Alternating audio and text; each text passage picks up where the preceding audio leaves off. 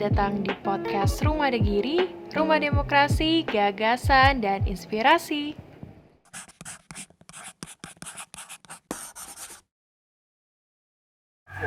Halo teman-teman podcast Rumah Degiri, balik lagi di podcast Rumah Degiri. Kali ini saya bersama dengan Bapak Anton. Ya. Halo Bapak, apa kabar? Halo, alhamdulillah baik. Gimana hari ini? Hari ini mendung. Cuaca tidak panas. Sehat ya kan? Alhamdulillah. Sehat. Kesibukannya akhir-akhir ini masih seperti biasanya atau ada kesibukan lainnya? Kesibukan masih lah, produksi seblak, produksi sambal, ngelayani online, ngelayani offline juga lapak gitu lah. Sudah semenjak dari kapan nih memulai bisnisnya? Atau baru kemarin atau gimana? Yang pasti sejak COVID lah ya. Sejak COVID? Sejak COVID. Jadi COVID itu benar-benar melatih kita untuk cerdas. Cerdas. Cepat tanggap. Jadi harus benar-benar bagaimana kita memeras otak sampai ide terakhir. Bagaimana kita survive. Nah di tengah ketidakpastian kondisi perekonomian, saya dan istri dibantu anak mencoba. Saya sebenarnya punya usaha rumah makan. Nah rumah makan saya itu rumah makan turun-temurun yang sudah 40 tahun. Kami juga terkena ikut dampak COVID. Pelanggan dari luar kota tidak bisa masuk. Akhirnya kami tidak hanya mengeluh. Kalau kami hanya mengeluh, pada keadaan nggak akan selesai. Betul. Hanya membuat sesak gitu kan. Jadi lebih baik, ayo dengan kondisi seperti ini kita harus ngapain. Akhirnya muncullah ide dari istri saya. Ayo gimana kalau kita buat kuliner online. Dari beberapa produk yang kami produksi di awal COVID itu tahun 2020, ternyata seblak lah yang banyak peminatnya. Banyak peminatnya, kami online kan. Waktu itu ketika kami online kan di seluruh kecamatan Wonosorejo itu minim per hari itu kami mampu melayani 100 porsi. 100 porsi. Ya. Bahkan kami pernah ngurir, ngurir. Kita ada order, mulai jam 2 malam kita prepare sama istri saya. Anak saya suruh istirahat. Kami ngurir itu mulai jam 7 pagi sampai azan Isya itu kami masih belum selesai. Belum selesai ngurir. Betul sekali. Padahal kita saking banyaknya. Seperti itu ya. Itu di masa-masa pandemi atau gimana? Iya, betul. Jadi di masa-masa pandemi kami melakukan banyak hal. Salah satunya adalah seperti itu. Nah, itu kami hari itu yang saya ingat. Kami itu jalan 5 kurir. 5 kurir yang biasanya kami jalan 1 atau 2 kurir. Hari itu kita jalan dengan 5 kurir. Dan itu mulai sebelum jam 7 pagi sampai azan Isya itu kan belum selesai. Wah, ampun kami waktu itu. Nah, disitulah kami melihat banyaknya respon positif dari pecinta seblak. Kami berdiskusi mencoba buka lapak seblak. Awal kami buka itu di Pasar Kalekan karena keterbatasan modal gara-gara COVID ini yang betul-betul menghantam perekonomian kami. Kami hanya mampu nyewa teras sebuah toko. Jadi kami menyewa sebuah teras karena kami gini, kalau saya nunggu modal banyak untuk mulai usaha, betul sekali. Harus dijalanin nggak sih? Mulai pelan-pelan gitu. Harus dong. Iya. Harus dong. Jadi jangan kita pernah berpikir nyamannya. Enggak lah. Kita harus melihat kemungkinan terburuk. Kalau prinsip saya dan keluarga saya adalah kemungkinan terburuk harus kita antisipasi. Kalau kemungkinan baik nggak perlulah kita antisipasi lah gitu kan. Nah disitulah kami mulai dengan usaha sewa teras dengan pakai gerobak. Jadi orang beli bungkus itu kan. Karena kewalahan kami tidak melayani DO lagi. Jadi customer yang minat seblak ancaman datang ke lapak kami. Nah, akhirnya di wilayah Wonosorejo yang selatan itu ngeluh kejauhan. Udah nggak DO, ini adanya di daerah Bajulmati, daerah Sitodadi, itu jaraknya sangat jauh dari Wongsorjo Selatan. Akhirnya kami buka lapak lagi di Wongsorjo. Jadi punya 2 lapak dalam waktu hitungan 6 bulan. 6 bulan. Iya. Jadi pesat banget ya perkembangannya. Alhamdulillah.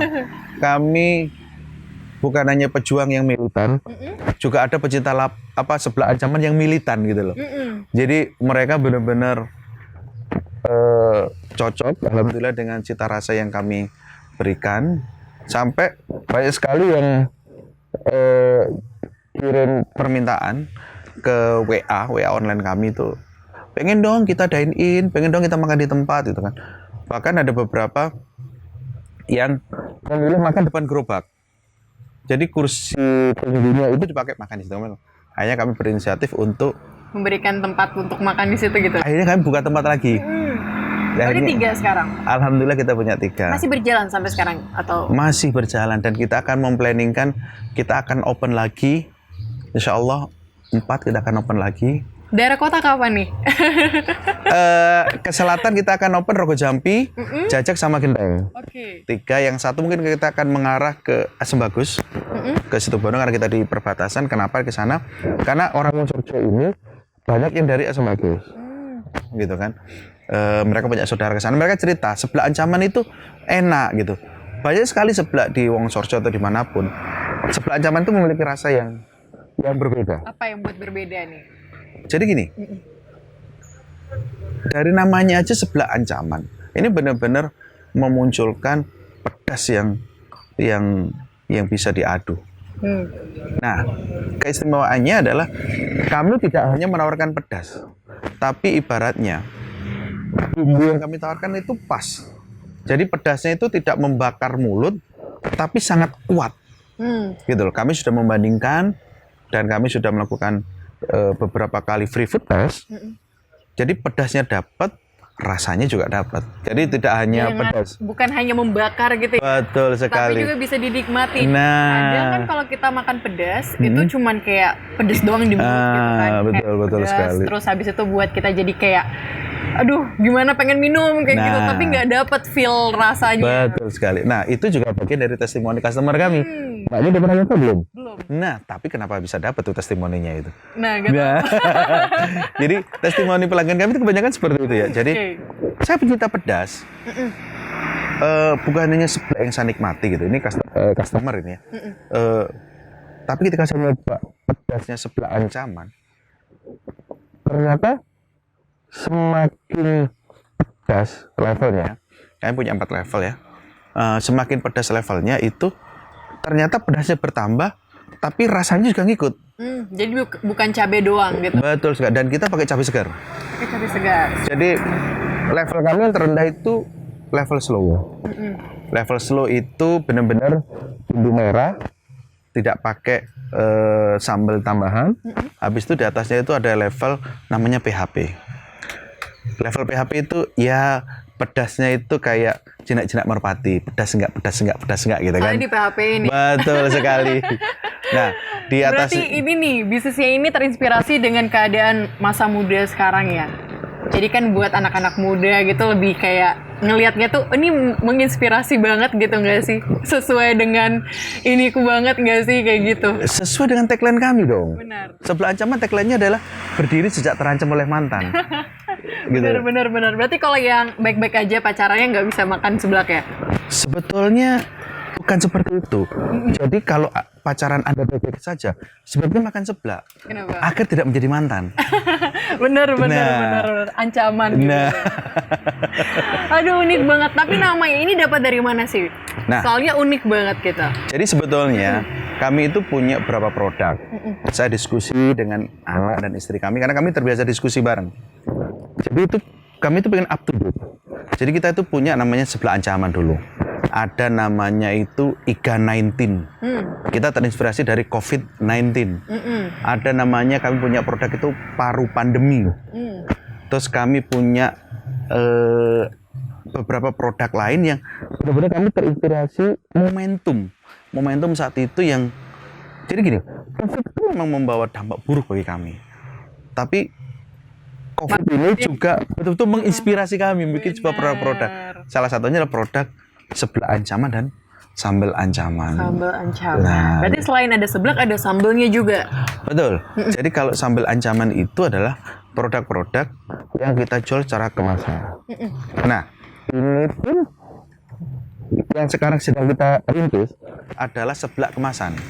Karena saya banyak sekali menerima WA wapri-wapri dari beberapa customer di IG, itu mereka itu pengen jadi reseller. Kan saya bingung ya, sebelah ini adalah Basah fast ya? food, Fast gitu. food. Gimana kita mau meresellerkan gitu kan? Akhirnya kita diskusi, akhirnya kita mulai berinisiatif untuk membuat seblak kemasan. Insya Allah minggu depan kita sudah mulai rilis. Widih, semoga sukses ya Amin. di rilisan yang terbarunya. Sebelah ancaman versi ini ya, bisa dikirim kemanapun. Betul sekali. Apalagi sekarang kan kalau misalnya orang pengen seblak itu nggak kenal waktu nggak sih Pak? Kayak malam, tengah malam, jam berapapun itu pengen makan seblak. Dengan adanya kayak bungkusan kayak gitu yang siap saji di rumah bisa langsung diseduh gitu ya kan Iya. prosesnya. Itu buat kita sebagai pecinta makan malam-malam hari itu menjadi sebuah ini nih inspirasi baru, kayak apa ya, jawaban dari segala permasalahan yang ada di malam hari.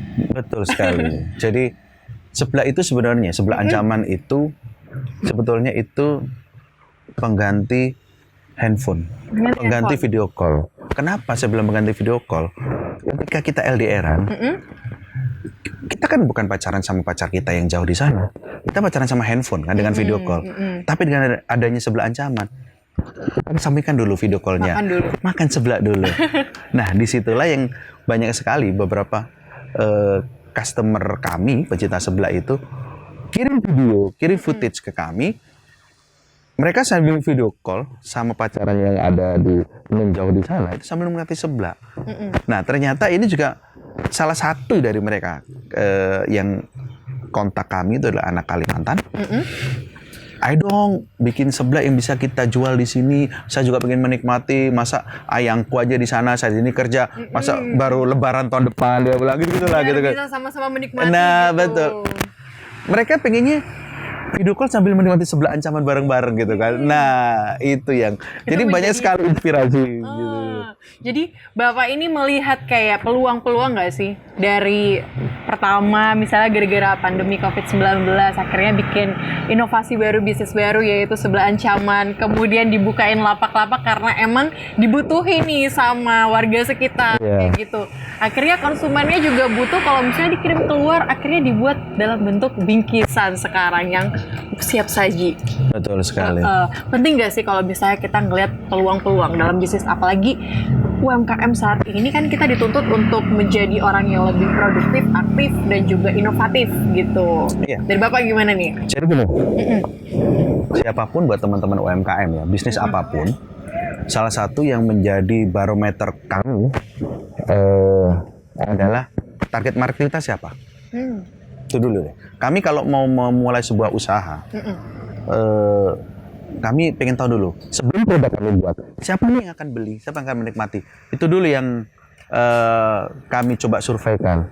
Nah, disitulah kami akan tahu. Contohnya ketika kami memilih produk seblak yang akan kita highlight, di samping yang baru pandemi lah, IGA-19 lah, kami memilih seblak untuk kita highlight. Nah, seblak ini adalah kudapan-kudapan atau jajannya yang dinikmati oleh anak muda.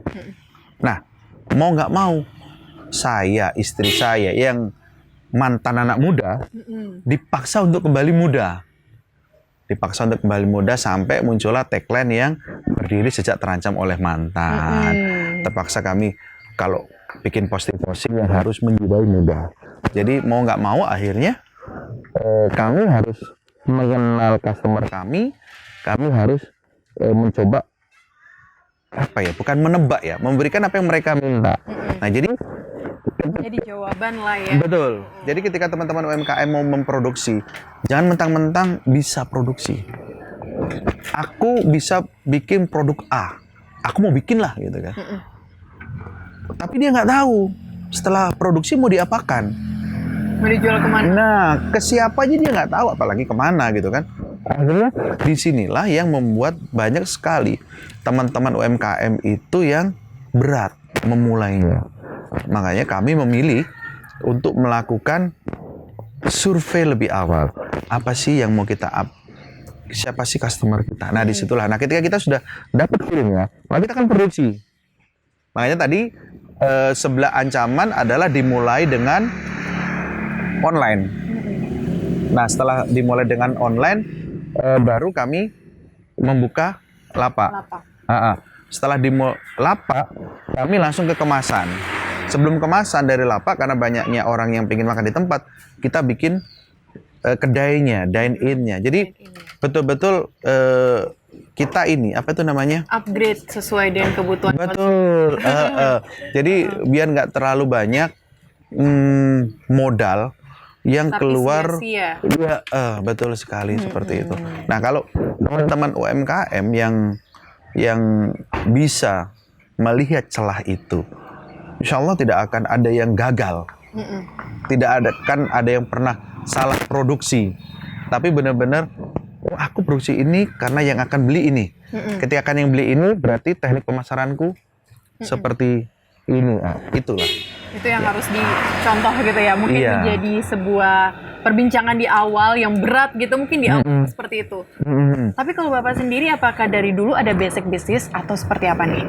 Wah. Soalnya kalau dilihat dari sekarang, rencana bisnisnya udah matang banget nih. Tapi apakah dulu emang backgroundnya seorang pebisnis atau punya license atau apa dalam bisnis? Gimana nih? Marketing dan sebagainya.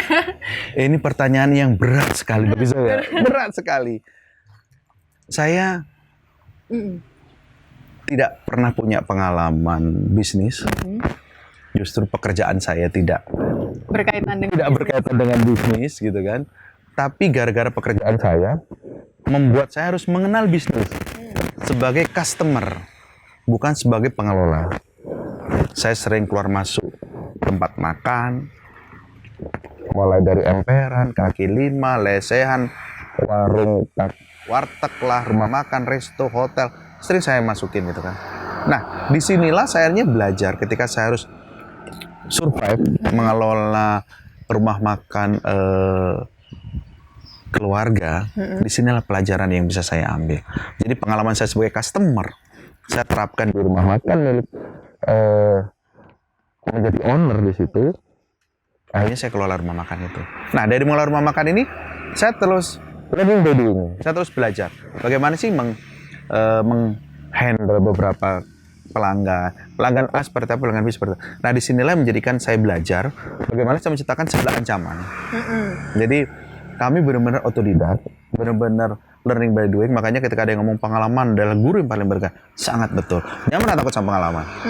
Walau ketika ada orang ngomong jatuh bangun, enggak seperti itu. Kami jatuh, merangkak, duduk, berdiri, sampai berjalan lagi gitu.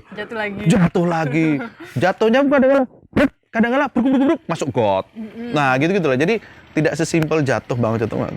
Tapi yang pasti apa? Ketika kita dapat feel-nya, kita dapat benang merahnya, insya Allah semua akan mudah dilalui. Langsung berjalan dengan lancar aja.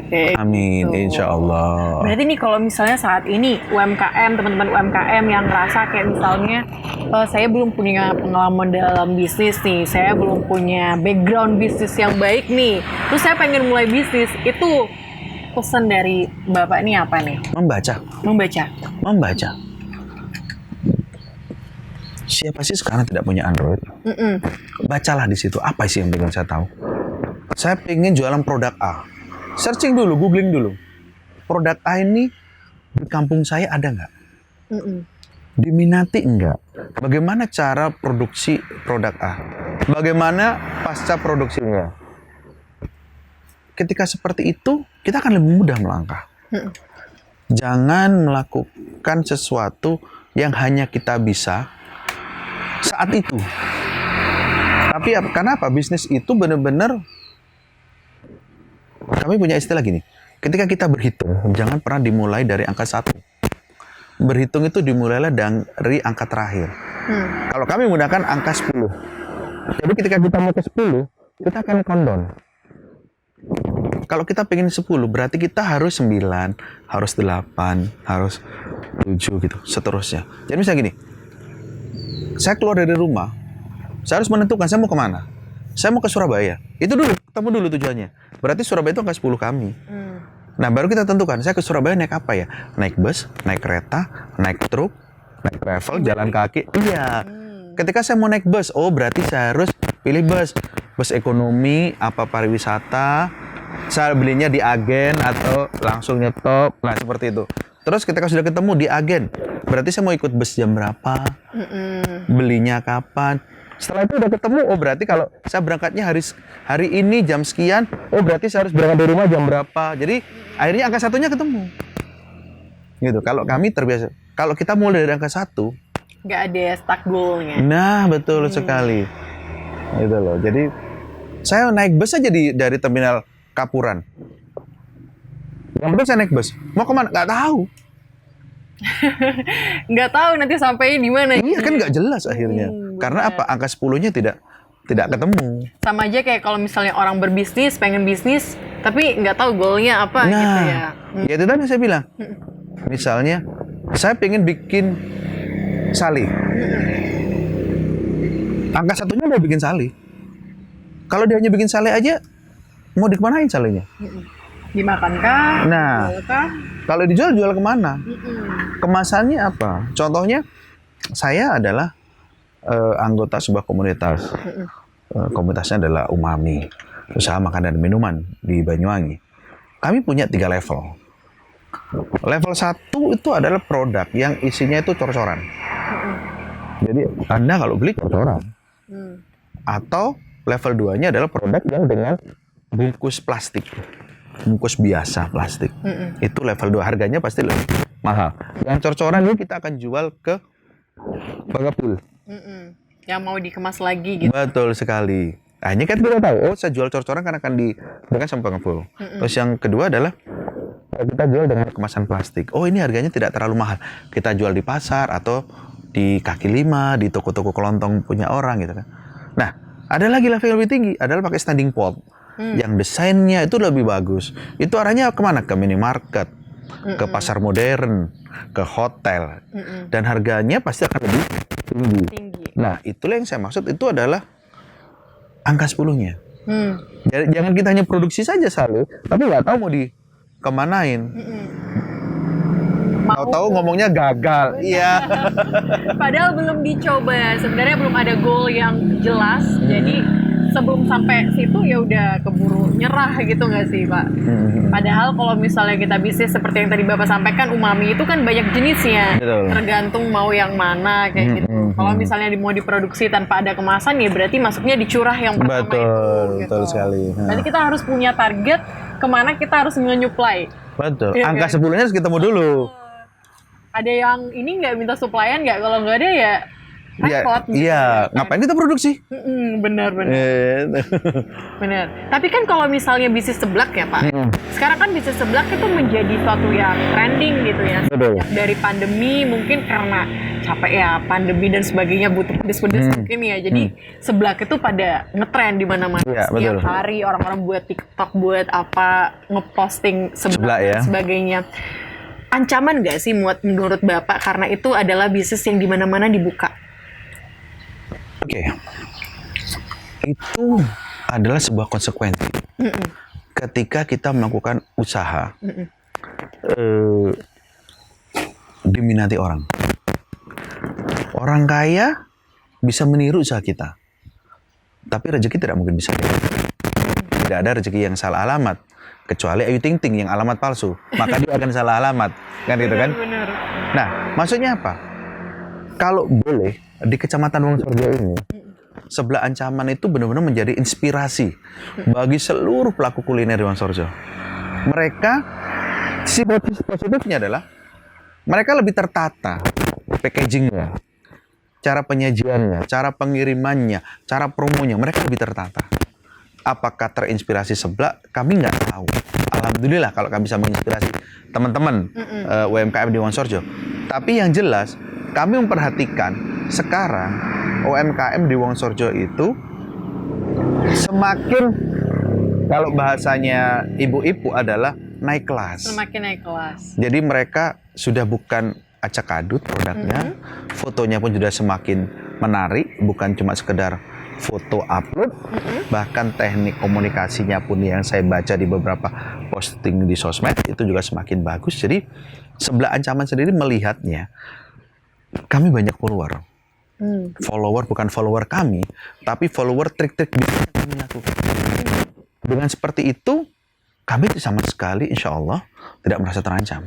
Dengan adanya bisnis-bisnis baru yang muncul ataupun Serupa atau tidak, tapi ada beberapa produk yang sama dan menjadi customer kami. Apakah tujuannya benar-benar dia menjadi pencinta Sebelah Ancaman atau dia sebenarnya pengen belajar sesuatu dari Sebelah Ancaman?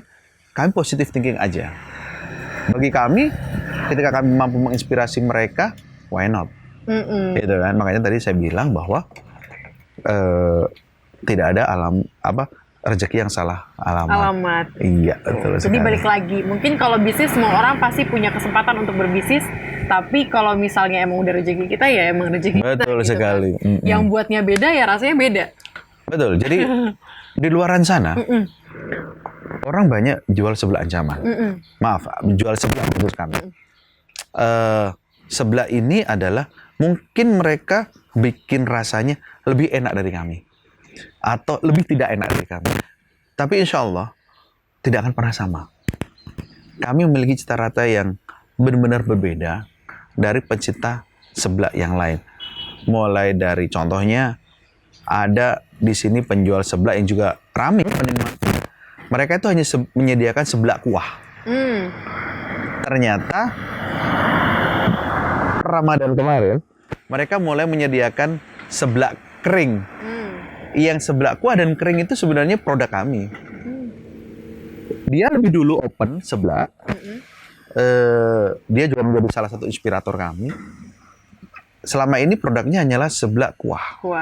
Dan ternyata mereka improve. Sekarang meredikan sebelah kering. Gitu loh. Jadi sangat-sangat membantulah pertemuan UMKM di Wonosobo khususnya atau Banyuwangi pada umumnya. Berarti dari Pak Anton sendiri tidak merasa terpurukkan gitu ya kalau misalnya ada UMKM lain yang menginspirasi bisnisnya Bapak gitu. Justru kalau bisa kita bersinergikan. Wih, luar biasa berarti.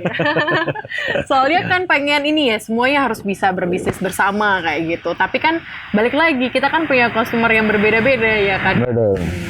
Kalau dari segi promosinya sendiri, Pak Anton seperti apa nih? Soalnya kan udah kekinian nih pasti. Dari fotonya saya lihat juga udah up to date banget. Itu apa desain sendiri atau gimana? Jadi kami punya tukang desain, fotografer. Itu anak kami sendiri. Dia yang mampu mengedit foto menjadi menarik, objeknya termasuk desain videonya. Dia adalah marketing online kami. Jadi dia yang promo bikin video reel lah di IG lah. Dia juga admin sosmed kami di IG. Kami pasrahkan ke dia. Karena dia yang benar-benar masih muda. Kalau saya dan istri saya mengaku muda.